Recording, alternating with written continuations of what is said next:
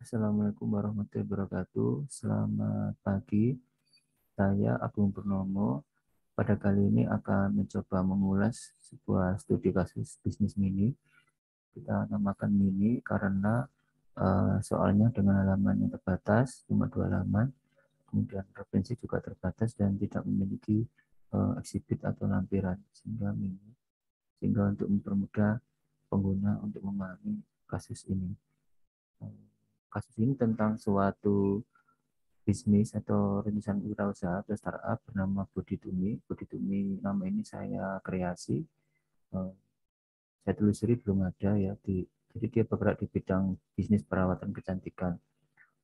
Studi kasus ini menggunakan pendekatan untuk bisnis model ya. Jadi nanti adalah untuk menyusun skenario baru ya di suatu bisnis model di bisnis perawatan kecantikan untuk meraih keunggulan kompetitif sebagaimana yang ada di judul. Ini adalah case-nya. Kemudian nanti ada dua pertanyaan, ya, dua pertanyaan. Yang pertama adalah menyusun bisnis model kanvas. Jadi yang pertama kanvas, kondisi sekarang, kondisi current atau bisnis as usual. Kemudian diminta untuk melengkapi patternnya dan environment-nya, analisisnya.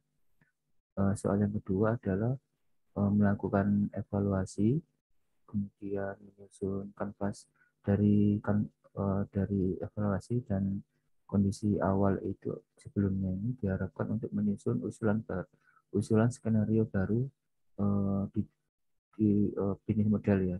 Dalam hal ini adalah kanvasnya dan patternnya untuk mencapai ini, untuk meraih keunggulan kompetitif.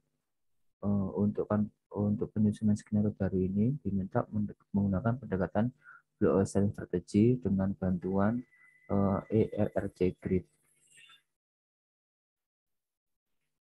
Baik, saya akan coba membantu menjelaskan bagaimana salah satu cara untuk menyelesaikan atau mengulas studi kasus bisnis mini ini. Yang pertama, soal pertama tadi kan untuk melihat bisnis model kondisi awal. Sehingga langkah pertama cara menyelesaikannya adalah seperti ini. Jadi yang pertama adalah baca kasus ya dengan seksama, dicermati, kemudian temukan dan uraikan beberapa elemen sesuai dengan langkah-langkah. Nanti selainnya ada beberapa langkah. Kemudian nanti jika Anda menemukan di kasus ini ada hal yang tidak jelas atau tidak disampaikan, tetapi itu menurut Anda dibutuhkan untuk membuat analisis bisnis model ini jelas dan solving ya, terselesaikan, maka Anda bisa membuat asumsi berdasarkan data atau kondisi bisnisnya itu gimana kalau di industri tersebut itu seperti apa kondisi umumnya berdasarkan informasi, data dan juga pengetahuan atau pengalaman Anda. Gitu ya. Setelah membaca kasus, ya, yang pertama nanti seperti ini diuraikan masing-masing dari ini ya. Jadi pertama menggunakan oh ya karena ini adalah business model, kita menggunakan textbook business model generation. Ini adalah textbook yang kita gunakan, adalah business model generation tahun 2010 karya Alexander Osterwalder dan Liv Wigner. Di daftar isi ini cukup jelas ya. Nanti kalau ditanya tentang business model canvas atau canvas di sini tidak ada. Kemudian berikutnya adalah pattern. Pattern nanti ada 5 yaitu unbundling, terus long tail, multi-site, free, sama open. Itu. Kemudian nanti juga diminta untuk menyusun skenario ya. Kita nanti setelah itu nanti jika ditanya business environment ini di sini kalau di Facebook ya environment. Kemudian juga ada tentang bagaimana mengevaluasi menggunakan pendekatan business model. Kemudian juga yang berikutnya adalah yang tadi yaitu mengkolaborasi antara business model dengan perspektif Blue Ocean Strategy.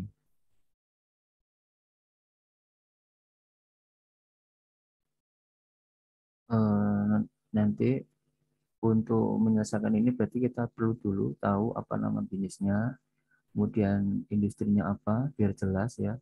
biar jelas nanti kalau kita tahu industri, berarti nanti akan tahu industri force-nya apa ya.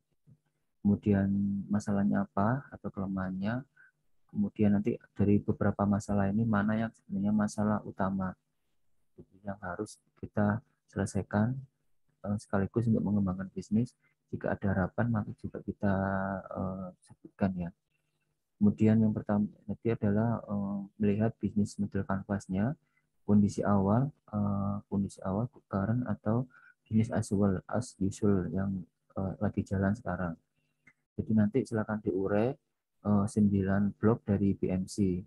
Jadi pada case ini untuk memudahkan tinggal Anda tandai ya. Misalkan ini ya, ini di contoh ini sudah saya berikan tandai. Misalkan perspektif sama segmen ya, ini ya.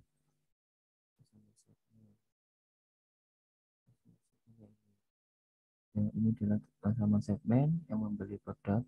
Kalau di Word tinggal di blog, kemudian di review, di klik new comment. Kalau di Word, itu juga mungkin di PDF atau aplikasi apapun yang Anda gunakan. Ditandai seperti ini. Yang pertama nanti adalah kita menandai elemen. Jadi ketika baca ya, seperti yang saya tulis, ketika baca Anda sambil membuka textbook business model generation yang seperti tadi itu. Setelah ada 3 hal ya, yang 3 utama yang harus diurai. Yang pertama adalah business model canvas, ada 9 blok. Kemudian Anda lihat patternnya apa, ya patternnya apa. Nanti di soal ini ternyata patternnya utama adalah free, yaitu dia memberikan contoh produk. Yang ketiga adalah seperti apa environment-nya, seperti itu. Nanti selain di soal ini, pertama nanti menemukan masalah, kemudian 9 blok BMC, kemudian patternnya apa, kemudian juga environment-nya apa. Kita juga bisa menambahkan yang bersifat prospektif. Ya, ini nanti clue dari case ini yang bisa membantu kita untuk memberikan solusi ya. Berarti prospektif berarti sebenarnya belum dijalankan, tapi berpeluang bisa kita ambil untuk mengembangkan bisnis. Ini juga ada perspektif customer segment, juga ada perspektif value proposition. Seperti itu. Oke.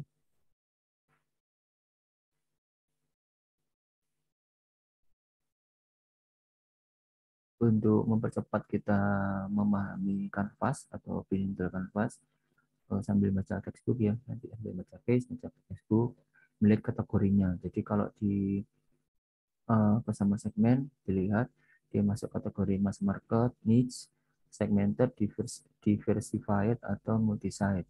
Begitu. Kemudian kalau di value proposition ini ada 11, dia yang kondisi sekarang current ini atau business as usual itu kategorinya mana? Di newness, di performance, customization, getting the job done, design, price, brand, kemudian accessibility, convenience, risk reduction, dan cost reduction. Jadi kita bisa tahu dia mengambil yang mana. Ketika dia tahu, nanti berikutnya kita bisa mempropose menambahkan atau mengurangi value yang udah ada atau mengembangkan. Kemudian untuk channel, ya, ini ada 5 yang utama kalau di menggunakan pendekatan bisnis model, yaitu Salesforce, web sales, on store, partner store, atau wholesaler. Tinggal kita ambil ya yang current ini yang mana aja untuk dikategorikan sebagai channel. Kemudian untuk customer relationship juga sama, yang current itu kondisinya yang mana, personal assistant. Ketika ada personal assistant ya lebih lebih engage sama konsumen. Kemudian self service, kemudian automated service, communities atau cooperation, salah satu dari ini ya kondisi sekarang.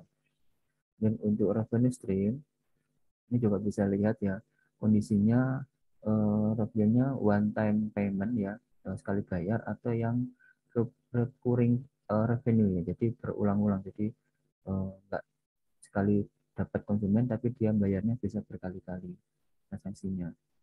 Ini ada beberapa macam revenue stream. Yang pertama penjualan aset, penggunaan fee, kemudian subscription, lending, renting atau leasing dan licensing, corporate fee dan advertising yang masuk kategori yang mana.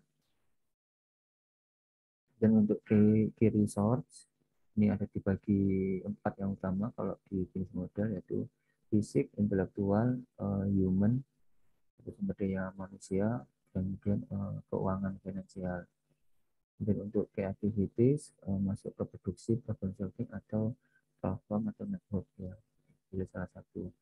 Dan untuk key partnership kita bisa melihat dari sini ada strategi kalian dengan kompetitor, ada competition ya, kerjasama dengan kompetitor, kemudian joint venture, dan ada buyer supplier relationship. Nah, nanti yang kategori yang mana yang kondisi sekarang. Kemudian ada cost structure ya, ini cost structure, ada fixed cost, biaya tetap, ada biaya variabel. Nanti tinggal di bagaimana fixed cost-nya apa aja, variabel cost-nya apa saja.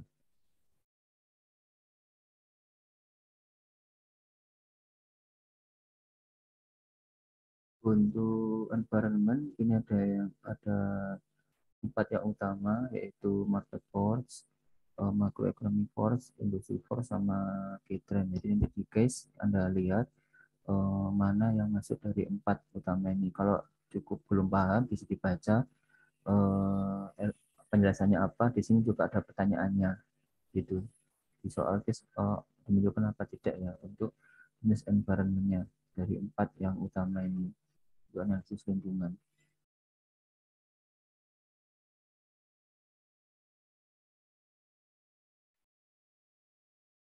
Untuk mempermudah kita ya, jadi setelah kita tadi mengurai elemen-elemen dari kasus, kita sudah memberikan review dari sini ya, dari sinergi mengomentari. Kita juga biar cepat kita bisa kita split jadi dua ya, cepat.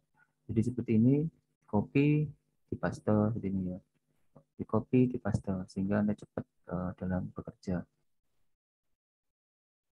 Kembalikan lagi.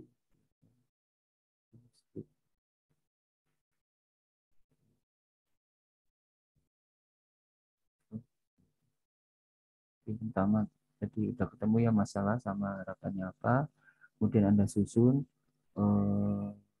kanvasnya ya. Yang pertama masukkan dulu kategorinya ya, kategorinya apa, misalkan di verifikasi kategorinya apa, terus di case-nya itu realnya apa ya. Kalau dari sini kita bisa lihat value proposition-nya adalah accessibility sama performance ya. Sales untuk channel juga, channelnya ini kategorinya dia ngambil reseller sama partner stores dan seterusnya.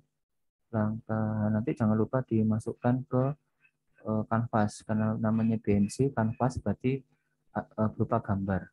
Nah, jadi ini adalah untuk membantu, tapi jangan lupa dimasukkan di kanvasnya dan dijelaskan tentunya. Kemudian pattern tinggal milih salah satu dari 5 yang tersedia, pilih dia. Kemudian langkah kelima, environment ya, environmentnya apa, market force, industry force, key trend, sama macroeconomic force dari case study. Nah, ini ada gambarannya ya, rangkumannya. Terus sekarang kita ke nomor 2. Untuk soal nomor 2 ditanyakan adalah evaluasi, kemudian usulan, ini ya, usulan skenario, kanvas baru, pattern baru, yang penyesuaian untuk ini untuk meraih competitive advantage menggunakan eh, menggunakan pendekatan Bayesian strategi dengan alat bantu for action framework. Kenapa dikasih tulis for action framework? Kalau kita mempelajari Bayesian strategi, toolnya tidak cuma for action framework atau ERFT grid. Oke. Langkah keenam adalah kita menyusun evaluasi ya. Evaluasi seperti biasa, baca textbook ya. Kemudian nanti kita kombinasikan sebelah kiri ini adalah BNC, yang ke kanan ini adalah SWOT ya. S strength, with weakness, O opportunity, T itu threat. Untuk aspek internal kita ngambil dari internal itu adalah strength sama weakness, untuk eksternal itu opportunity sama threat. Seperti itu. Dari BMC tadi yang sudah Anda susun, tinggal Anda tempatkan dia masuk kategori strength, weak, misalkan di customer segment ya. Yang pertama pendekatannya adalah ngambil dari isian blog BMC yang sudah ada seperti tadi di customer segment ya, misalnya tadi customer segment ya, ada agen, ada reseller, ada mahasiswi.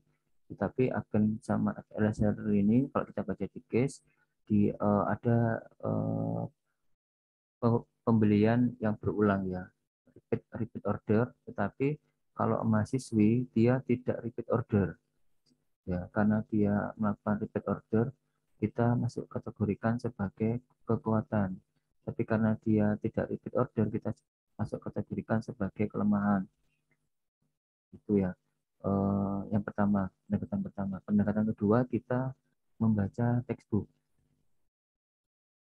Di textbook sudah disediakan daftar pertanyaan ya. Bisa lihat ini ada SWOT, detail assessment SWOT ya. Ini ada pertanyaan. Jadi tinggal Anda tanyakan, melakukan evaluasi menggunakan pertanyaan seperti ini. Tentunya apakah kebutuhan konsumen dengan value proposition-nya ini ya terhubung ya, align atau tidak terhubung ya. Kalau dia align berarti dia keunggulan strength ya. Kalau tidak terhubung berarti dia weakness, begitu aja.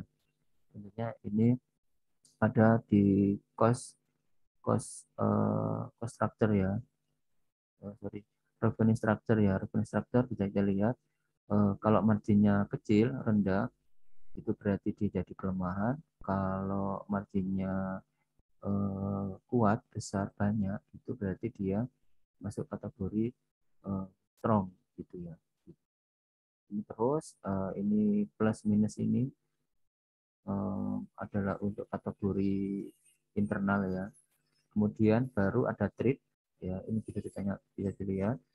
Setelah ada trade atau tantangan atau hambatan itu ada opportunity. Jadi tinggal ditanyakan aja. Dan pertanyaan-pertanyaan ini yang kalau memang relevan dengan case bisa kita isikan ke dalam tabel tadi, hubungan antara business model Canvas dengan analisis SWOT.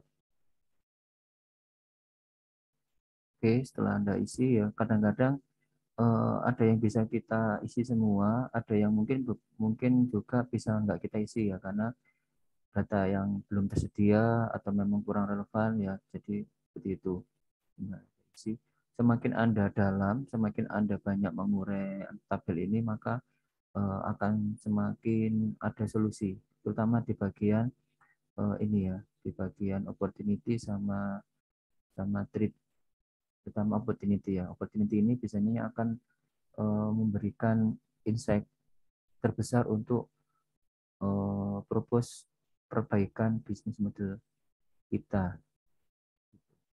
Oke, langkah berikutnya setelah kita menyusun tabel SWOT dan dihubungkan dengan PMC, berikutnya kita bisa melakukan strategi blue ocean strategi ya, strategi blue ocean gitu ya, menggunakan ERT grid. Ingat-ingatlah bahwa ini ya, bahwa tujuan utama dari strategi blue ocean adalah meningkatkan value pertama ya, yang kedua mengurangi cost. Sekali lagi saya ulangi, meningkatkan value dan mengurangi cost. Jadi perubahan-perubahan di dalam bisnis model Canvas itu adalah tujuannya utama ini, meningkatkan value dan mengurangi cost. Biasanya ada pemakaian warna yang berbeda untuk ERT grid ini. Kemudian di bisnis for framework ini ada juga titik awalnya, titik startnya. Ada 3 pendekatan. Yang pertama cost impact exploration. Jadi dia melakukan perubahan itu karena terkait biaya. Biasanya biayanya terlalu besar, terlalu mahal, atau kurang efisien atau efektif ya, berasal dari situ. Atau exploring value proposition impact. Jadi dia berawal dari keinginan atau harapan untuk mengembangkan value atau meningkatkan value baru ya, atau memperbaiki value yang udah ada. Yang ketiga adalah exploring consumer impact. Jadi berasal dari permintaan atau kebutuhan konsumen. Tuh. pada kali ini case ini saya mencoba menyelesaikan atau memberikan usulan perubahan bisnis model menggunakan pendekatan exploring customer impact. Jadi kalau kita ingat tadi di case ada wanita karir, bukan ada beberapa wanita karir yang bertanya, berarti dia tertarik, ya, dia tertarik, tetapi belum bisa dilayani oleh apa tadi ini, oleh bisnis ini ya, body to me gitu. Padahal wanita karir itu adalah orang yang memiliki kemampuan membeli dan membayar ya. Jadi itu penting. Ya, sehingga berdasarkan ini saya mencoba untuk mempropose new customer. New customer-nya adalah wanita karir berumur 34 tahunnya, jadi berangkat dari sini. Kemudian dari sini nanti baru akan geser ke untuk memenuhi konsumen baru ini adalah kita membuat produk baru atau rebranding gitu ya. Rebranding kosmetik yang pocketable dan backable, enak di kantong dan di tas itu agar mudah dibawa. Kemudian untuk karena trennya adalah eco-friendly dan bahan natural, kita ambil isu itu. Kemudian juga ada tren pandemi COVID-19 sehingga kita ambil isu yang dapat membunuh virus, dan ada karena menjelang musim penghujan biasanya muncul bau karena bakteri yang lembab itu, maka kita juga kembangkan yang bisa membunuh bakteri sehingga kita bisa mengadres isu tren ya. Itu selain itu juga ada tren ibu-ibu, wanita-wanita baik muda tua itu yang demam dengan drama Korea sama Korea pop, lagu-lagu Korea. Sehingga kita mencoba mengedres itu ke produk, di produk itu ada tulisan berbahasa Korea atau bahasa Hangul, sehingga seakan-akan ini ada hubungan dengan Korea gitu ya. Ini cukup berdasarkan pengalaman saya, ini juga berpengaruh ke konsumen meskipun kita tidak berhubungan sama sekali dengan Korea sebenarnya. Seperti itu. Cuma kita mengkomunikasikan bahwa ini bagian dari budaya, teknologi atau keunggulan bangsa Korea seperti itu.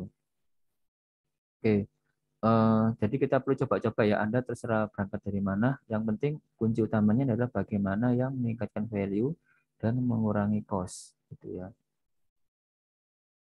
Ini saya coba masukkan ya. Jadi sehingga kita masukkan. Yang pertama saya coba solusinya tadi konsumennya adalah yang jadi di-grade ya. Di-grade itu berarti kita membuat baru, kemudian di-raise itu ditingkatkan, apa yang udah ada kita optimalkan lagi, kita perbanyak lagi, dan kita reduce itu yang ada itu kita kurangin ya, tapi masih ada. Kalau kita eliminate itu berarti kita hapus, kita tidak sediakan lagi fitur itu atau layanan itu atau pada suatu blok bisnis model Canvas gitu ya. Yang pertama, mahasiswi saya reduce karena bisa dilihat tadi mahasiswinya tidak terlalu banyak, sekali nanti di reduce dengan asumsi dia sebenarnya daya belinya tidak setinggi wanita karir ya. Makanya yang kita optimalkan di wanita karir kan lebih daya beli lebih tinggi. Kemudian kita raise karena udah terbukti melakukan pembelian berulang, itu agen sama reseller ya. Seperti itu. Diusahakan ketika kita membuat grade itu mesti ada satu atau dua elemen yang kita kurangin atau eliminate. Kenapa? Karena kita menggrade itu berarti biasanya menggunakan cost. Ya, ketika kita create membuat hal yang baru kita menggunakan cost. Kalau kita tidak ada yang kita eliminate atau kita reduce itu berimbas kepada atau bertentangan dengan konsep dari below centered tadi kan, untuk mengurangi biaya kan. Jadi kita nambah value ya, nanti semuanya ini adalah untuk menambah value tapi juga mengurangi biaya atau setidaknya biayanya sama gitu ya. Kemudian value proposition ya, karena tadi kita tadi mencoba produk baru, ini kita masukkan getting the job done atau masuk kategori kebaruan gitu, dianggap baru. Kemudian yang kedua juga kita ya, terus untuk di res ya, ini kan buat baru, dan di res yang kita optimalkan kita tingkat adalah oh ya, produknya ada 3 ya. Produknya ada 3, yaitu Essence, Booster, sama Serum di case. Tadi udah bisa kita baca bahwa penjualan tertinggi itu ada di Serum, kemudian yang kedua Booster, kemudian di Essence. Karena Essence ini penjualannya tidak terlalu banyak, tidak diingini oleh pasar mungkin asumsi kita, maka kita hapus saja sekalian. Sehingga energi biaya finansial yang kita miliki dengan kita menghapus Essence, kita alihkan untuk membuat produk baru. Ya. Kemudian seperti itu, Booster karena nomor penjualannya nomor 2 kita kurangin aja. Gitu. Jadi kita genjot yang jelas-jelas di nomor 1 yaitu produk serum dengan asumsi seperti itu ya kira-kira. Kemudian karena tadi ada masalah kemasannya dianggap biasa aja dan tutup botolnya mudah rusak, maka kita lakukan perbaikan seperti itu. Itu bagian kalau di value proposition adalah kategori performance. Kemudian untuk channel juga sama ya, karena ini asumsinya buka channel itu enggak terlalu biaya besar dan ini cukup efektif ya karena fokusnya memang pemasaran digital, maka tetap kita optimalkan tanpa ada yang perlu dihilangkan tapi kita tambah dengan asumsi tidak perlu biaya besar untuk buka toko di marketplace. Kemudian juga sama customer relationship karena ada masalah tidak dikenal secara online, brandingnya lemah, kita melakukan search engine optimization untuk merek body to me, juga menambah tadi layanan ya ini Bukalapak sama Lazada itu. Terus untuk revenue stream awalnya kan yang udah ada kita optimalkan penjualan produk ya atau asset sale. Kita optimalkan lagi dengan mencoba ini produk baru tadi harapannya bisa dijual dengan harga yang lebih mahal, harga lebih tinggi dan marginnya lebih tinggi juga, dan melakukan cross selling dengan bekerja sama dengan tadi kan Bob sama Han itu kan punya jaringan pengusaha. Tadi kita coba bekerja sama dengan jaringan pengusaha itu untuk melakukan cross selling, saling menjualkan produknya. Itu. Terus ini juga kita optimalkan ya karena human-nya SDM-nya yaitu punya background pendidikan yang bagus, kemudian juga ada di intelektual sama gedung. Kita masih tidak mencoba menambah di grade yaitu beli gedung baru ya atau menambah karyawan supaya tetap menjaga biaya operasional tidak terlalu tinggi begitu. Kemudian produksinya Facebook kita hilangkan karena sosmed Facebook kan sebenarnya bukan target marketplace sehingga sekalian aja kita hapus karena tidak relevan ya dianggap tidak relevan atau tidak efisien atau tidak efektif. Kemudian iklan endorse selebgram ini kita kurangin bukan tidak kita hapus karena memang dia cukup efektif mendatangkan traffic atau follower atau penjualan, tetapi dia kita kurangin karena cukup banyak menguras biaya pemasaran. Jadi kita kurangin yang kita optimalkan yang ini yang kita berusaha low budget high impact gitu ya, budgetnya kecil tapi punya implikasi yang besar untuk pengembangan bisnis. Dan kita ini peningkatan dan standarisasi pelayanan ya, standarisasi pelayanan ini ada salah satu di pertanyaan di textbook. Kemudian key partnership ya ada buyer supplier sama strategic alliance, kita tingkatkan hubungannya. Kemudian buyer supplier kita tambah supaya apa? Supaya tidak tergantung cuma pada satu mitra makron. Menghindari karena mitra makron ini juga berpeluang mereka untuk pindah ke produsen atau pemilik bisnis lain. Jadi kita melakukan manajemen risiko. Kemudian ini ya.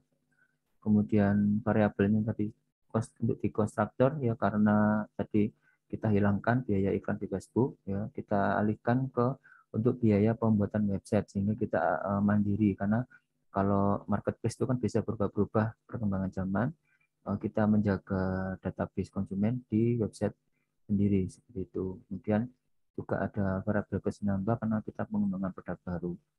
Iklan endorse tadi ya kita kurangi, kemudian kita optimalkan lagi yang iklan di marketplace sama biaya produksi karena terbukti meningkatkan penjualan gitu ya. Kemudian setelah itu Anda gambar alurnya seperti ini rata-rata. Yang pertama nanti ada alur yang mengurangi biaya ya ini. awalnya dari customer segment. Ini adalah segmen apa yang dikurangi, ada kalau di sini di eliminate ya, di eliminate, ada juga yang ditambahkan di grade. Nanti alurnya seperti ini, karena ada segmen yang dihapus berarti berkurang, dan konsekuensi juga ada penghilangan value proposition, juga akan berpengaruh ke activities, ke resource, dan akhirnya berpengaruh ke pengurangan atau penghapusan cost structure. Itu juga sama, ada penambahan, juga akan ada penambahan cost structure di sebelah sini ya, ini alurnya. Kemudian ada juga plus ya, karena ada penambahan value proposition, maka harapannya juga akan bertambah di revenue stream, baik peningkatan revenue stream di revenue itu di jalur itu, atau ada variasi revenue stream. Jadi ingat ya, belasan strategi adalah pertama meningkatkan value dan mengurangi cost atau biaya. Yang terakhir adalah Anda usulkan pakai pattern apa. Kali ini saya juga gunakan open business model. Contohnya itu bekerjasama dengan tokoh, karena SDM-nya sangat terbatas ya.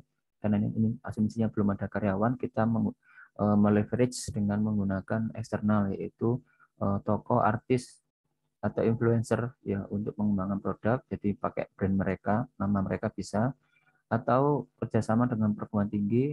Opennya itu berupa kerjasama dengan perguruan tinggi ya, sehingga bagaimana mengembangkan baik sisi produknya maupun strateginya atau pemasarannya. Demikian dari saya. Semoga berguna untuk Anda. Selamat pagi. Wassalamualaikum warahmatullahi wabarakatuh.